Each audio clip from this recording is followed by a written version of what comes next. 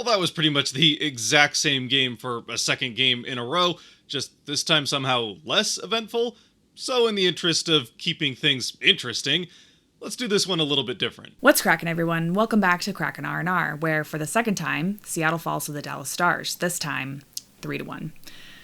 While it would be foolish for them to win at this point in the season, it still is more fun to watch. Okay. Maybe not that different, but it really was a pretty similar game to the previous one, down to the same opponent in the Dallas Stars. The Kraken score in the first minute and a half with a Finnish goal scorer, and then don't score again the entire rest of the game while giving up the lead and ultimately the win. Which, once again, at this point in the season, isn't the worst thing in the world for the Kraken. In fact, it could be very good for them long term, especially now with these last two losses and some wins from the teams around them, specifically in the Sabres and Flyers. They've now jumped or dropped, depending on which way you want to look at it, to the 4th spot in the draft order, which could be very important, especially if they don't get jumped in the lottery, as, at least according to the experts anyway at this point, the top 4 spots in this year's draft are the place you want to be, with a decent drop-off, at least in expectations, to picks 5 through, well, the rest of them. Now, it still is a pretty tight race between 5 or 6 teams now, especially with the Bruins having lost 8 in a row to get into this mix of teams trying to get into that 4th spot in the draft order, and especially with Nashville having all but locked up the 3rd spot. The Kraken might have to have a fairly painful last 7 games of the season if they want to stay in that 4th spot in the lottery, but as long as they can at least try to lose fun through most of those games, it won't be that bad from a fan perspective anyway. Now, that having been said, I'm not sure that these last 2 games, especially with them both being pretty much the exact same way that it plays out, necessarily count as losing fun, but the Kraken do at least keep it close again against one of the best teams in the NHL. And like I've already said, it happened in a pretty similar way to the previous loss just a couple days ago against the exact same Stars team, also in Seattle, just this time with fewer special teams and, as a result, fewer goals for the Stars. For the Kraken, really the only differences are that Grubauer is in net and Cale Fleury steps in for Mahura's spot on the defensive end. But as we get started into the game, the Kraken once again score within the first minute and a half. This time, actually, they do it even faster, just a minute and 2 seconds in. It's once again a Finnish forward, this time Kaapo Kakko, who puts the Kraken on the board. And it's a nice play from that first line as Newman steps down out of that spot with Kakko and Beniers and Schwartz back into it. And it really did seem to make a bit of a difference as far as how much offensive pressure that line was getting. They were easily the best line on the ice for the Kraken all night long, and maybe even the best line and most consistent line in the game in general. But they are right into the offensive end in their first shift, the second shift of the game, with the Stevenson line starting the game out. And it's Kakko going down behind the net, who drops it off to Schwartz as he kind of swaps places with Kakko. They just kind of do this little double loop as they cross behind the net with that drop to Schwartz. Kakko coming back around and then working his way down into the slot, where Dallas defensively just completely falls apart, lets Kakko go wide open into the slot, and Schwartz coming around the net with the puck, throws it up into the slot, and Kakko buries it. Not too hard of a goal to score with the pass, and no chance for Smith in net, so it's 1-0 Kraken with Kakko's 14th of the season, also getting him his career-high 41 points in a season. At which point I said to the person next to me, and I promise I at least thought I was only kidding at the time, I wonder if they'll be able to score again over the course of this game, with them having scored in the first minute and a half of the previous one and then not scoring the entire rest of it.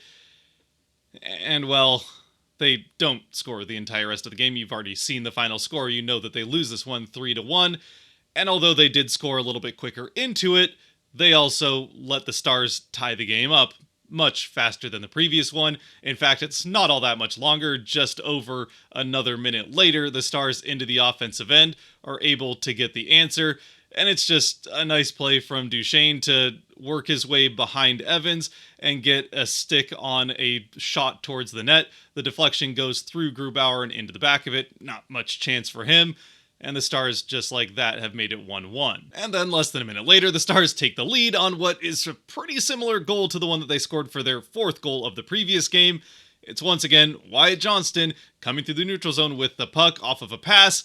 And once again, the pairing of Larson and Dunn, though this time it's Dunn. And although the Kraken have even numbers back, Dunn gets absolutely walked by Wyatt Johnston, or, I mean, not quite as bad as him just blowing past Larson in the previous game. Dunn at least puts up a little bit of a fight. Either way, it's not particularly well played defensively. Johnson gets through Dunn anyway, gets off the shot, and it gets through Grubauer to give the Stars that 2-1 lead, still less than 3 minutes into a game where the Kraken opened the scoring up. So, I mean, it's great and all, and it's a lot of fun that the Kraken are able to get off to these hot starts, score early, get the crowd into it, but it would be kind of nice if they at least held on to the lead for a little while. Give it until the second period before you collapse, not the second minute. And, well, the Kraken definitely do that, allowing the Stars to quickly flip the game around. And then, about 55 minutes of hockey time later, or 2 to 2.5 hours of real time, the Kraken pull Grubauer for the empty net. Eventually, the Stars hit it, and that's our 3-1 final score. Okay, I know we skipped over a pretty significant chunk of the game there, but not much of anything all that interesting happens throughout the entire rest of regulation. I mean, you have 3 goals scored on the first 5 shots on goal between the two teams, Grubauer giving up 2 on the first 3 shots, and DeSmith giving up 1 on the first 2 shots against him. And then those 2 goaltenders were walls for the rest of the game. DeSmith stops the next 34 shots on him, and Grubauer stops the next 27 against him. And so with that, and also aided by the fact that there were at least fewer special teams in this game, both teams getting 3 chances on the power play, though like the previous game, the first power play of the game was quickly turned into just mostly 4-on-4. This time it was a Kraken power play where they have a penalty midway through. It's Montour who ends up with a trip, which was a good penalty for him to take, otherwise it would have been a shorthanded breakaway. But that sends it to 4-on-4, killing the first Kraken power play. Then the Stars get the next one midway through the second. The Kraken then get back-to-back power plays that do overlap for 10 seconds at the end of the second, which they get 1 chance at the 5-on-3, but aren't able to score through what's essentially a double minor, other than that 10 seconds of 5-on-3. And then the Stars get 1 more final chance on the power play, once again getting a third period power play thanks to a Montour high stick. This time it isn't right as the period gets started, and the Stars don't score on it. But all the same, a lot of similarities between the two games. As far as the overall flow of the game, it was, I would say, a lot sloppier of a game. The way that the two teams played it, you'd kind of think that they were more used to each other. And I mean, maybe it was just better defended through the neutral zone, but it just didn't really seem like either team was as engaged into the game as the previous one for whatever reason. Even with that being said, it still was a game that wasn't terribly high event. Generally, when you have games like this where both teams especially are playing somewhat sloppy offensively, it can often lead to a lot of odd man rushes, breakaway chances, and some high event, exciting to watch hockey, at least from a fan perspective. But in this one, all of that sloppiness pretty much was reserved to the offensive end or neutral zone. And for both teams, once they got into their own defense end of the ice, for the most part anyway, were able to sure things up, keep things mostly outside, and keep the front of the net clean. The Kraken actually, I thought, did a fairly good job of trying to get to the front of the net. They just couldn't ever get a bounce to go their way. A lot of traffic, especially for that first line with Beniers, Kakko, and Schwartz. Seemed like they constantly had at least one guy kind of just camped out in the low slot to right above the crease. And multiple times, especially with Schwartz, a rebound would go right past him, and what could have easily been a goal just doesn't quite bounce the way the Kraken need it to. So at the end of it, you end up with a game where, well, really the Stars pretty much dominate the flow of play for the first 20 minutes, outside of the Kraken scoring just over a minute in, from pretty much the point where the Kraken score to the almost exactly halfway point of the second period. It's almost all Stars. And then after the Kraken kill off that first full Stars power play in the second period, they give the Stars a couple more chances, quickly get the momentum turned around, and then for the final 30 minutes through the back half of the second and pretty much the entire way in the third, aside from the Stars power play, the Kraken have the momentum, get the majority of the chances. But again, with both teams playing fairly solid in their own end of the ice and not doing a lot as far as good transition play, well, we end up with a game that goes nowhere on the scoreboard after the flurry of goals right at the beginning, and you get the one empty netter to make it 3-1, and here we are. And, well, I mean, yeah, I don't really know what other takeaways there are from this game. As far as the younger players are concerned, well, I already mentioned that the Beniers-Kakko line was, again, fantastic. Looked a lot like the Beniers-Kakko-Schwartz line that we saw throughout the majority of the first month and a half that they were together. Easily the best line for the Kraken, certainly the best offensive line for the Kraken. But I think those three players probably did have the biggest impact on this game in a positive way for Seattle. And again, that wasn't just limited to the first period where they score early on. Really consistently throughout the entire game, that was a strong line for them whenever they got out on the ice. They were getting some offensive pressure and just couldn't get a puck to bounce their way after that first nice play between Schwartz and Kakko that got the Kraken on the board. Aside from that, Shane Wright, I wouldn't say he had a bad game, but didn't really have a good game either, just kind of generally not that noticeable. Yanni Newman did have a couple more chances where he stole a puck from someone in the neutral zone, skates it in, gets a shot off, had another couple looks on power plays, but I mean, not necessarily a game that really stood out to me for him either. Still, in his now 10th NHL game, he looks like he belongs, and especially once he can get a more consistent spot in a lineup, which might not happen until next season, but once he has a more consistent place where he's playing with the same guys night in, night out, that I think will help a little bit more. For now, at least, just the experience is all that is really mattering for him. And then on the defensive end, although he did have a couple good moments here and there throughout the game, coming off of what may be one of his better games over the last month or so, Riker Evans continues to have a pretty tough end to his season, not a particularly strong game. He does allow Duchesne to just kind of sneak in behind him for that tip-in on the first Dallas goal. And yeah, there weren't any particularly egregious mistakes aside from that one if you want to count it, but it certainly could have been a better game from that pairing of Montour and especially Evans. Montour at least contributed a little bit more offensively throughout the game and on the power play. So then as we get to the Kraken 3 stars with a game that was very similar against the same team, the Kraken score again early, like I said, with a Finnish player, just adding to the coincidence of the similarities in this game.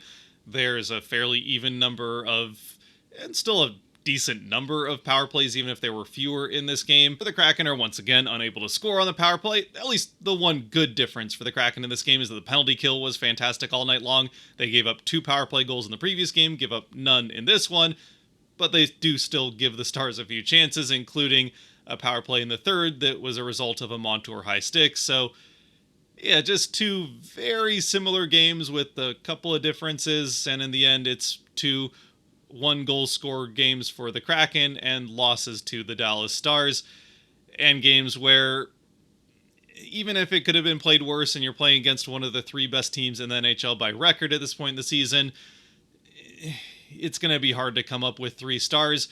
If you do want to help decide stars, or if you want to make an argument for 3 stars anyway, then you can do that in games like this through going to Patreon and supporting a little bit more than you already are by supporting to this point. The 3 stars brought to you by the patrons over on Patreon. And with this one, I think we're going to stick with just 2, again, like the previous game. This time, I think the first star is pretty obvious. Philip Grubauer was really strong in net for the Kraken all night long. The second goal, maybe you'd like a save on that one, though you'd certainly like a little bit better defense from Vince Dunn to prevent that shot in the first place. And the first one you can't blame Grubauer at all for, and then he stops the next 27 in a row, so yeah, it was a strong night for Grubauer. Just once again, he can't get any kind of goal support, which of course, as we know, has been a bit of a theme for Grubauer over certainly this season, but really his entire time with the Kraken, that whenever he does have a good start, the Kraken don't do much to help him out and make that good start, well, converted into points in the standings. And then with the second star, I'm not going to get too wild and crazy with it. I'll just go with the goal scorer. I mean, it has to be somebody from that first line. I suppose if you did want to have an argument for 3 stars in this game, you could just take 2 of the 3 guys from that first line to go alongside Grubauer. But I'll have Kaapo Kakko as the second star and the representative from that strong performance out of the first line. I suppose Jaden Schwartz would probably be second, but Matty Beniers, even if he doesn't get on the score sheet, does have a pretty strong game. But yeah, we'll go with Kaapo Kakko as the second star, Grubauer as the first, and if you want to add a third, let me know down in the comment section below.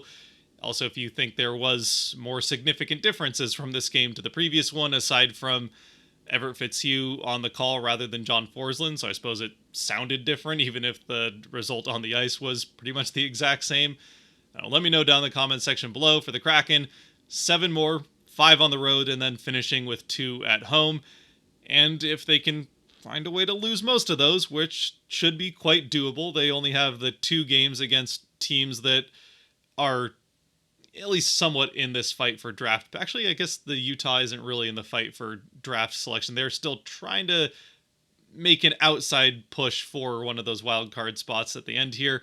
The Canucks also kind of in that spot, but the Kraken won last game against the Sharks, which, even if losing is good at this point in the season, it'd be kind of nice if the Kraken didn't lose the season series 3-1 to the Sharks, so that one would still be good to get a win there and not find a way to lose a third game to the Sharks. But then you got the Kings, who the Kraken do play pretty well against the Kings, regardless of how good the Kings are, but they're pretty good this season. You got 2 games against them, a game against a still red-hot Blues at the end of the season. That's one of the last 2 home games. And, who else do they have? Then also one final game still against the Golden Knights. That'll be their last road game on the 10th. So still a relatively difficult stretch of games through the end of the season, which should help the Kraken hopefully at least maintain this spot in the 4th spot of the draft lottery order. But until next time, with that last game for the season against the Canucks here on Wednesday, as always, stay safe out there, be good to each other, God bless, and go Kraken.